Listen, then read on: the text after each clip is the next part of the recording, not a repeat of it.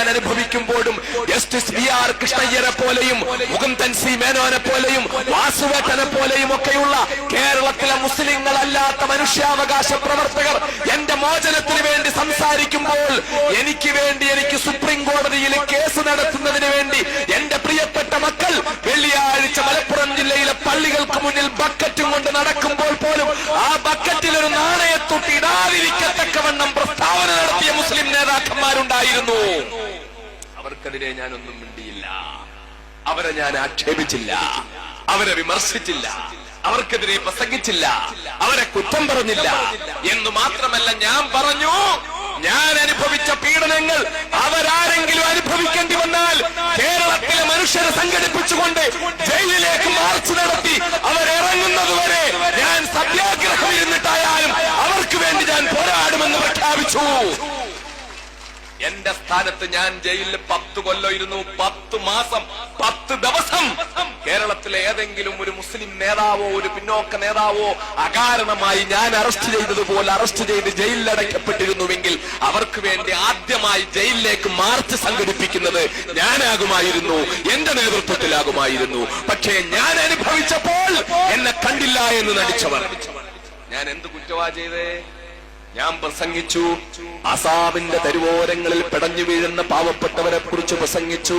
ആകാശസീമകളിലേക്ക് ഉയർന്നു നിന്നമ്പിളിയമ്മാമനോട് തൊട്ടുരുമ്മി നിന്നുകൊണ്ട് മുത്തം കൊടുത്തുകൊണ്ടടക്കം പറഞ്ഞ മുനാരങ്ങളിലൂടെ അല്ലാഹു അക്ബർ, അല്ലാഹു അക്ബർ, അല്ലാഹു മഹാനാണ്, അല്ലാഹു മഹാനാണ്, അല്ലാഹു മഹാനാണ്, അല്ലാഹു മാത്രമാണ് മഹാനായിട്ടുള്ളത് എന്ന ബാങ്കുലി മുഴങ്ങിയ ബാബരി മസ്ജിദിന്റെ മുനാര തട്ടിത്തകർത്ത് തരിപ്പണമാക്കപ്പെട്ടപ്പോൾ ഡിസംബർ 6 വരാൻ പോവുകയാ മക്കളെ. 4.5 നൂറ്റാണ്ട് കാലം മുസ്ലിങ്ങളുടെ മാത്രം ഭവനമായിരുന്നില്ല ബാബരി മസ്ജിദ്. അതിവിടുത്തെ ഹിന്ദുവിന്റെ, ക്രിസ്ത്യാനിയുടെ, സിഖുകാരന്റെ, ഈ രാജ്യത്തെ സർവ്വമതവിശ്വാസികളുടെയും മതമില്ലാത്തവരുടെയും ഒക്കെ സാംസ്കാരിക കേന്ദ്രമായിരുന്നു ബാബരി മസ്ജിദ്. ആ ബാബരി മസ്ജിദിന്റെ മുനാരങ്ങൾ തട്ടിത്തകർത്ത് തരിപ്പണമാക്കപ്പെട്ടപ്പോൾ അതിനെതിരെ ഞാൻ പ്രസംഗിച്ചു.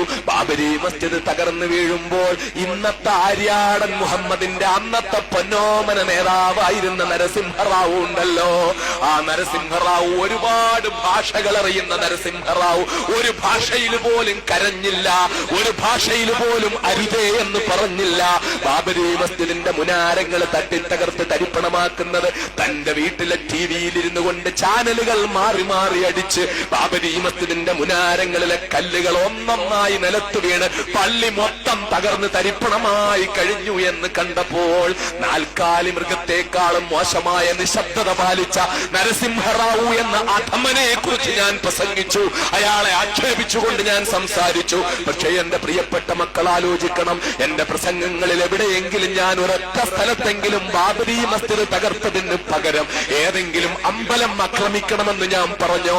1000 പള്ളികൾ തകർക്കപ്പെട്ടാലും മക്കളെ, ഒരു ക്ഷേത്രത്തിന്റെ മുന്നിൽ നിന്ന് ഒരു പിടി മണ്ണ് പോലും വാരി മാറ്റല്ലേ എന്നാണ് ഞാൻ പ്രസംഗിച്ചത്. ഒരു ഹിന്ദുവിനെയും കൊല്ലരുതേ എന്നാണ് ഞാൻ പ്രസംഗിച്ചത്. ഒരു ഹിന്ദുവിന്റെയും ചോര ഒഴുക്കരുതേ എന്നാണ് ഞാൻ പ്രസംഗിച്ചത്. പക്ഷേ തകർക്കപ്പെട്ട ബാബരി മസ്ജിദിന്റെ മുനാരങ്ങളുടെ പേരിൽ അന്നും ഇന്നും എനിക്ക് വേദനയുണ്ട്. ആ വേദന എന്റെ സഹജമാണ്. കോയമ്പത്തൂർ ജയിലിന്റെ അകത്തളത്തിലിരിക്കുമ്പോൾ ഞാൻ പൊട്ടി പൊട്ടി കരഞ്ഞുപോയത് 3 ഘട്ടത്തിൽ മാത്രമാണ്.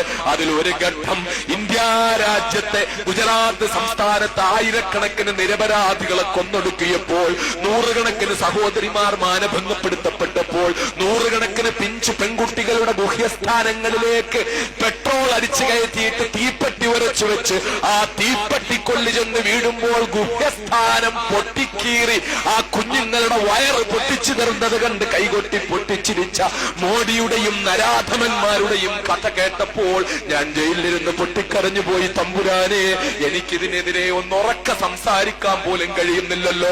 അന്നെനിക്ക് മലപ്പുറത്തെ ചെറുപ്പക്കാർ കത്തെഴുതി, കേരളത്തിന്റെ പല ഭാഗത്തുമുള്ള ചെറുപ്പക്കാർ എനിക്ക് കത്തെഴുതി, ഉസ്താദേ, ഗുജറാത്തിൽ നടക്കുന്ന സംഭവത്തിനെതിരെ ഒന്ന് കൂട്ട ദുആ ചെയ്യാനെങ്കിലും ആഹ്വാനം ചെയ്യാൻ അങ്ങുണ്ടായിരുന്നെങ്കിൽ കഴിയുമായിരുന്നു.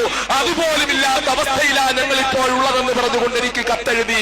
ഞാൻ പൊട്ടിക്കരഞ്ഞുപോയി ഗുജറാത്തിലെ കലാപത്തിന്റെ കഥ കേട്ട്.